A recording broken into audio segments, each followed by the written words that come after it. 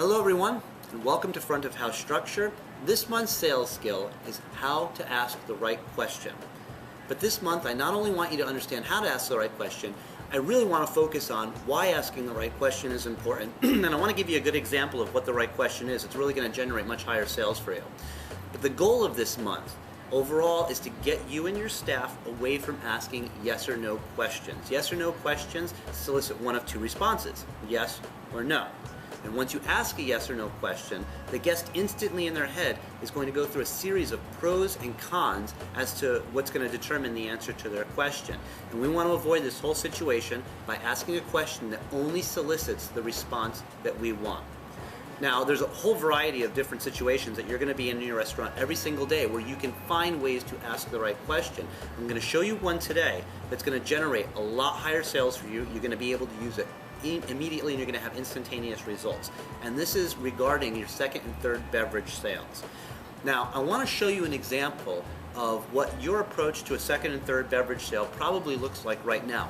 We're going to set up an example where let's say the table already has the food on the table, they already have their first round of beverages on the table, and they're at that point where they need that second or third beverage. So as a waiter, this is probably what your approach to that situation looks like right now. Sir, can I bring you another glass of wine? Okay, so in this instance, you've approached the table, you're prompt, you've gotten to the table at a time when they need you, and you've offered what you think is going to be good service. You know, you say, would you like another glass of wine? The problem with that question, listen to that question. Would you like another glass of wine? What are the two answers to that question? Yes or no? The problem with that question is that the guest in their head, again, is going through instantly a pro and con list of why they may or may not need another glass of wine. And you want to avoid that situation. You want to avoid the situation because you're giving the guest too much power over the decision. What you ultimately want to do is give that guest a question where the only two answers they can give you are both answers that you want. So let's try to reapproach the same situation but change the question just a little bit so that the guest now has only two choices. Let's see how this works.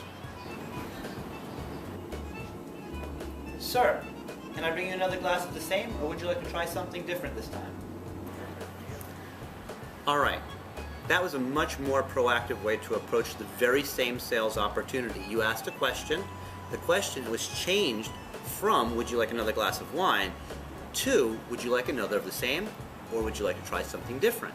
That simple change of question is only giving your guest two choices, both of which choices you want. Now they're either going to get another of the same or they're going to try something different. Now, if you want to get really advanced on this, the best way to capitalize on this opportunity is to put two prior sales skills that we've already gone over all together to capitalize on this sale. The two skills that we've put together are qualified suggestions and loaded questions. If you haven't covered loaded questions, we'll get to that in another month. But a loaded question, remember, is a question that you ask that you don't really want a response to. You just want the guest thinking yes, because if a guest is thinking yes, they're going to say yes. So now let's take an approach to the table. The same situation. Let's change all of this. Let's ask the question that gets us the answer we want. Let's start it with a loaded question that gets the guest thinking yes, and let's follow it up with a suggestive sale, with a qualified suggestion. And if you put all these three together, a guest almost can't say no to you. Let's see how this works. Sir, did you enjoy that wine? Can I bring you another of the same, or would you like to try something different this time? I've got a great Rioja that goes fantastic with your steak that's coming off the grill. All right, as you can see, now you've taken an extra 5 seconds of your day, but you've made a sale. You've recognized that the guest needed a glass of wine or another beverage.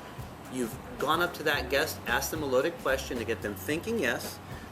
Then you've presented them with a question that only gives you the answer that you want, and you've followed it up with a qualified suggestion, giving credibility to your future sale. It's nearly impossible for a guest to say no. Now you've done a good job in the very same situation that you're in multiple times a night, creating and capitalizing a second or third beverage sale. If you use this tactic at every single table, you can expect your second or third beverage sales to jump at least 50%. You're going to be amazed at the success that you have simply by changing your approach. Thanks very much.